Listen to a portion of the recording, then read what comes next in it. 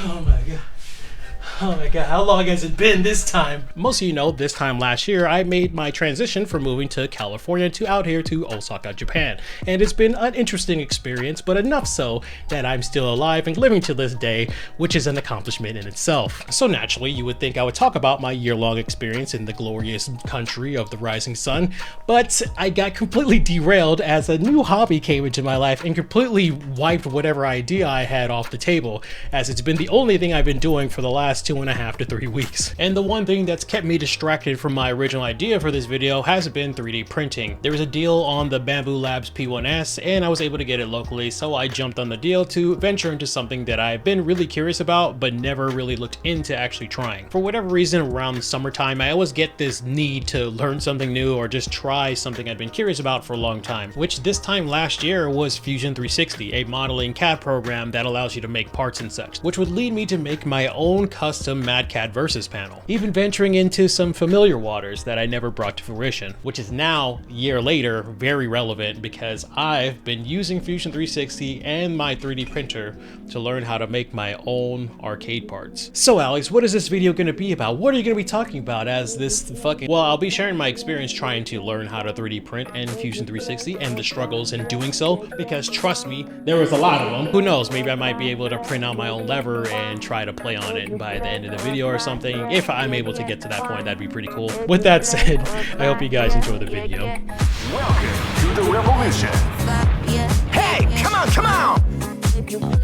There's plastic here and plastic on this side. Look at this shit. There's plastic on both sides. So I'm like, how do I think you're supposed to like grab this like this and pull it all the way out. Oh wow. Okay, no, fuck that noise. I'm about to put this on the ground. Alright, so it looks like we got some filament. It's green, and that's orange, and that's, yeah, that's the way we get started. Okay, so I just realized that I got a couple of filaments by accident, because I guess I bought the one that comes with it already. I wanted to show this green right here. Dude, this green is like super shiny. I wonder how that's gonna turn out, but I guess we'll see, right? So I reallocated this shelf quickly. Hopefully this is not as sketchy as it feels. It's doing a thing. It's doing a thing.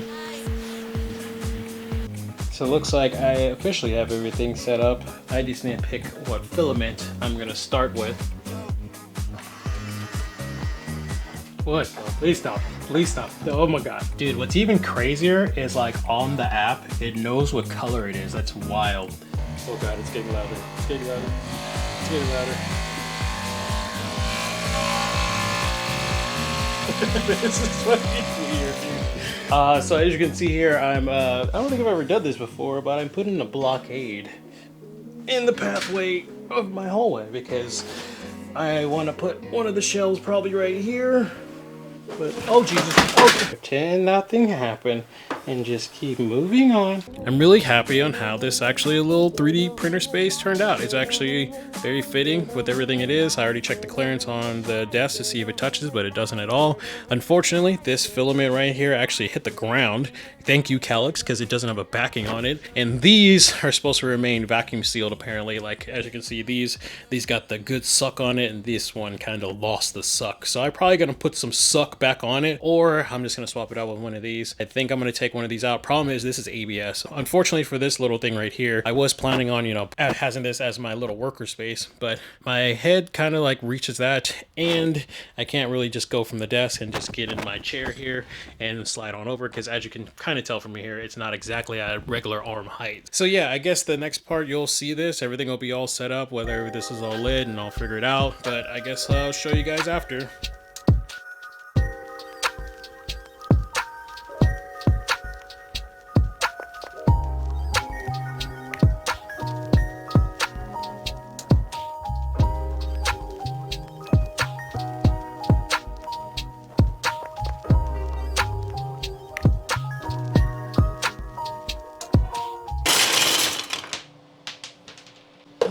Why do I keep doing shit like this?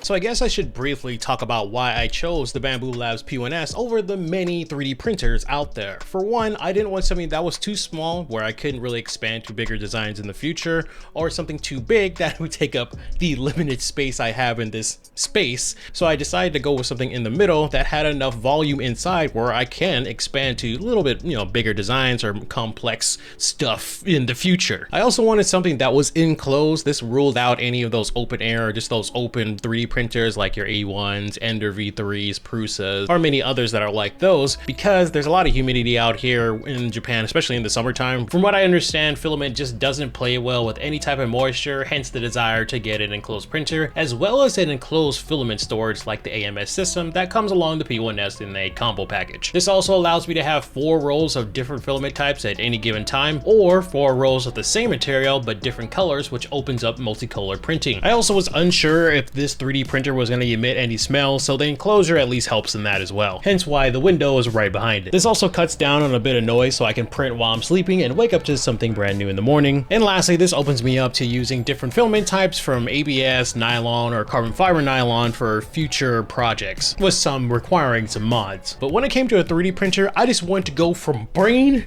pewter, and then design, or whatever the hell I decide to make that day, because I'm one of those people, if I have an idea at that moment in time, if I'm not able to work on it or implement it in real life, I start to lose interest really fast. And if I can't do it at that moment in time because I don't have the equipment or know how to do it, it'll fall to the wayside, and worst case scenarios, I may never come back to it. This is why my options of getting like a DIY or something I have to put together myself wasn't really in my interest at the time. Knowing what I know now, it wasn't a complicated process, but I just wanted something that was just plug and play. Bambu Labs seems like it's going to be like that generational step to get people like myself past that barrier to entry as easily as possible. After calibrating this thing, which only took about 20-30 minutes, I was off to the races in printing. I'm also kind of traumatized because I had a couple of friends in the past who had Ender V3s, and I felt like they were either repairing them or modifying them more so than creating things with the printer itself. If I was going to be distracted at all trying to figure out problems with the printer, that would stop me from just creating and having fun with the printing process, as I'm not like a 3D printer enthusiast yet. But like I said, I just wanted a seamless process to get into the hobby and just have fun as fast as possible. Apologies for the anime-ish background. If you can hear it, that is, it's hot right now in Osaka, and yeah, this fan right here is dying, so we got plenty of distractions going on, but somehow I'm gonna get through it. Now, originally I wanted to talk about every single print that I made thus far, but I'm gonna cut out all that out because I just want to talk about the essential ones that actually had surprisingly long-lasting effects and things for me to look out for, as every print I made started to stem from those experiences.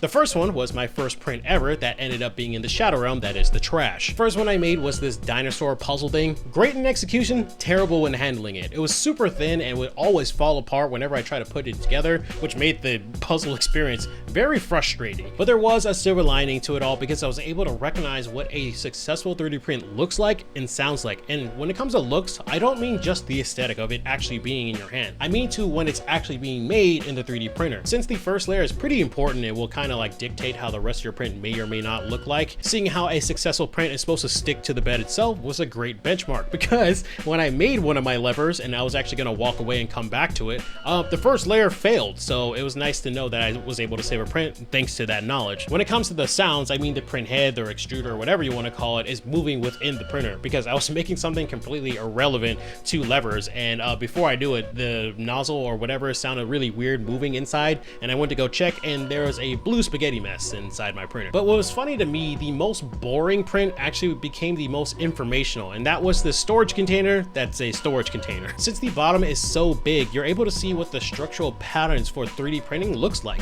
Rectilinear, hexagonal, cubic are all foreign names and words to me, and I don't know how that applies to 3D printing. Now that I have this visual representation of what it actually looks like in real life, when I went into the Slicer program, or Slicer software, which is the program you use to actually 3D print stuff, I was able to recognize what it's actually used for and what it looks like, because you get this breakdown of how every layer looks like, when you're going through your print. Boom, once you're able to break it down, you're able to see what structural patterns being used, so I can choose accordingly. Since this was going to be my first time 3D printing using anything but, you know, a lever in general, I didn't know it was gonna flex or like start to bend or, you know, start to do weird things whenever you're moving the lever left and right. So now that I had an idea of what to use for structural integrity to some extent, was kind of nice. From there, I made some of like the stereotypical print enthusiast pathways. I tested out making some masks, like a Deadpool mask and a MF Doom mask, just to get an idea of like how the volume and how it even looked when it was being printed, which for these would actually be the first time I would see supports being used, because, you know, they do get heavy since they are pretty large prints and they need to be held up in a certain way, which would come in handy later on when I would be looking into making my own collars. Which, speaking of collars, I think it's time for me to talk about my actual experience trying to make my own lever. Now, typically when it comes to a joystick or lever, there's a couple of sections that share between all of them: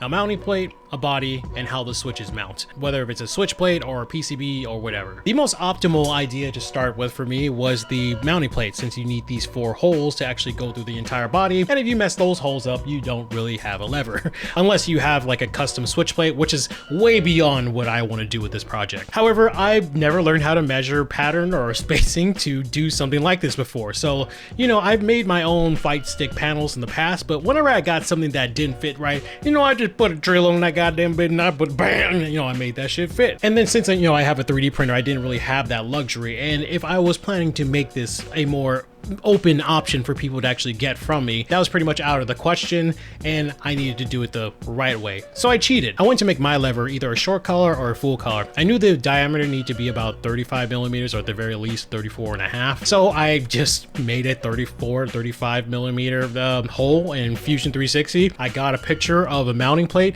scaled it up to size to make sure it fit that 35 millimeter, and then I just went from center point to center point to center point to center point and prayed that it would fit. The first one I made, the holes were actually too small, but when I made my second plate, it actually came out just fine. If I put this just on the actual, like, you know, mounting plate that I have, of course, like, I made the chamfers too big, so it actually goes into the collar, but I was pretty surprised on only the second try. I pretty much got it right away. I was ready to get into the funnest part, and that's making the body, where the grommet sits and where all the grommet sits. As much as I would have loved to make my own silicone grommet, starting with something that already exists just makes things easier. So I had to figure out if I was going to go with Fanta or Crown. Starting out with the options that already exist just makes my life easier, especially since I already have some reference levers left over from the many that I've looked over throughout the years. This is when I would have a reoccurring process where I design something, print it out, see how it looked in real life, and then go back to the drawing board. However, this is when I started to realize I was running into problems pretty quickly, as my Fanta version will actually fit very snug, but the Crown would almost fit too snug. The issue that I'm dealing with right now has to do with these mounting holes, or these like locating pins. You make a hole, you put a cylinder here that lines it up, and when you put it in, there you go. It's all fucking ready to go. It doesn't move side to side because the locating pins are obviously keeping it in place. Which is where I'm having an issue with not the Fanta one, but the Crown one. As you can see here, I broke off one of the standoffs already. Now what happened here? Why, oh, why is this so different? Now I would like show you guys an OBS and stuff, but since I already have the software open and I have these in front of me, I'll just show you this way. So let me show you something here. So let's just imagine this blue right here is the Fanta body. It's like that, and it's this side of the Fanta, right? This side is where the Crown body is in 3D space. So we can measure this right now, and it's off by 0.149. If you can guess, means everything on that body is off by 0.149 millimeters. Sometimes it's really not that easy, and sometimes you got to start all the way back from scratch. For example, I made these actuators, and I unfortunately did the mistake of making them the exact size of the shaft I was using. Or so I thought. You see, this problem actually went beyond the actuators. This actually affected every single body that I made that involved some type of hole going through the body. I would make a collar, and then the inside diameter was actually smaller in real life. And any hole that I made for a screw that was a certain size in Fusion came out smaller in real life. What's messed up is, like, I remember thinking about this as somebody who's ridden a motorcycle and has owned a motorcycle, Whenever heat meets plastic, that shit shrinks over time. And since the 3D printer is pretty much an oven that spews out plastic, I forgot all about compensating for the shrinkage. I also unknowingly introduced another problem since I was experimenting with two different types of filaments, PLA and ABS, which both have different shrink properties. When I'd make something out of PLA and I see the holes were too small, I would go into Fusion and compensate. Then I would print it out in ABS, but then I would get different, measurements from the ABS, and then I'd try to compensate again. Before I knew it, I had a lot of throwaway bodies. With that said, I ended up completely bailing on my original design, and I had made that prototype so many times in Fusion that I think I could just go back and replicate it if I really wanted to do that. Next was trying to find out how to compensate for when the holes were shrinking in the printer. What I didn't know was they had this exact compensation in the slicer, which is called XY compensation for any of the holes. So I put a point something millimeters, or a number I felt like that was somewhere in the middle. Just like that, the holes came out a little bit more accurate. They're not going to be perfect because there's always going to be some contraction and expansion, but at the very least it's closer to what I expected or what I wanted, and it worked out. And the first thing I did it with was obviously with the bodies, but you can tell by my reaction when I did it with the actuator to finally play on this thing. Says it all. The print's done, so let's check this out real time, shall we? I kind of want to wait to take this off, but you know what? Now it does look a little better, but I won't know until it's on this shaft. So let's give it a try. So here's the actuator. Let's see if it did the correction. Please let this be right. Oh, hell yeah, dude. Oh man, and the clearance is not, a little bit of wobble, but hell yeah. Finally. Okay, it looks like I actually have this dialed in. We're in a good place now. I can finally print my lever now. As you can probably tell, I'm pretty happy about it. And I'll be able to see what my lever feels like. I know this isn't the most exciting thing in the world, but let me show you something here. So in Fusion, right, I put the inner diameter at 7-8 millimeters, right? And I was like, let me fucking measure this. This is when the trial and error period definitely was in full effect, as I had one lever after another, after another, after another, after another. Just didn't fit right, didn't feel right, or just something that was wrong with it would be a reoccurring outcome. This is when you would think this would be the most frustrating part, because there's only so much you could do with like a 64 millimeter by 64 millimeter square, but trying to make it my own and have my own personal touch to it and stand out compared to the many of those out there, even the ones that influence my own design, was really fun. And now that I was kind of comfortable with Fusion, at least to the point where I can get the things I wanted done, I began looking at my quote-unquote failed attempts to hold in my memory bank to maybe use at a later time, which would include my first flat collar Korean lever prototype. Starting with the obvious, I ditched the whole collar idea, mainly because I couldn't find a way to print it in the way that I wanted to. I could print with supports, but it would always leave this like weird texture on the bottom, and I just didn't want to deal with that. The internals I will not show because I'm actually doing something a little different compared to everybody else out there, and I would actually go for a switch plate mounting way to get the switches onto the body. I was thinking about talking about the specifics of the lever, but I don't think it's necessary since this isn't the finalized piece. In the end, you can pick the right parts, you can put it together, you can design it well, but does it feel good? Woo! Man, it's been a long time since you've seen this angle, am I right? All right, here we go. We going out with Lee. There's no Lees in this game, so, I wrote him out into Tekken 7, but here we go, round one. Okay, just getting into this combo, I can tell there's a bit more tension than there should be. Might have compressed that grommet too much. It feels almost like a 48 when it's a 32. Ofcourse there. It also feels like there should be more movement in the joystick itself, but I'm not sure yet. I think maybe I need to make the collar bigger or something. Oh, you see there? I was trying to do forward 3, 3, 3, 3, 3, not down 4, 3.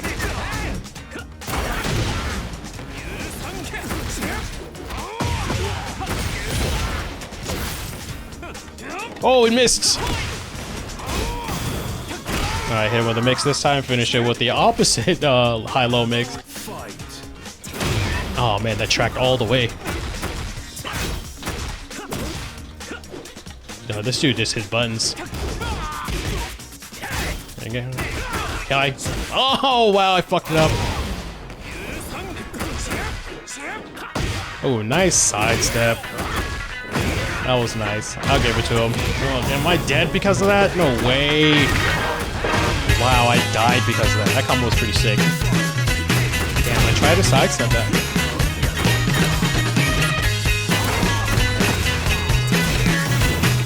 Oh, he did the fucking mid. I thought he was gonna do the high punch. Alright, final rounds.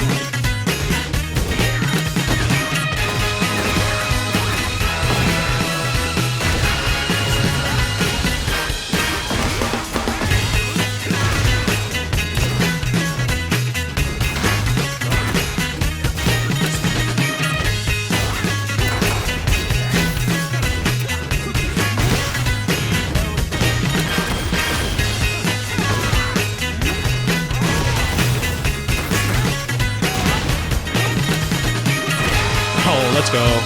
Oh, I won that. I thought there was another round. Okay.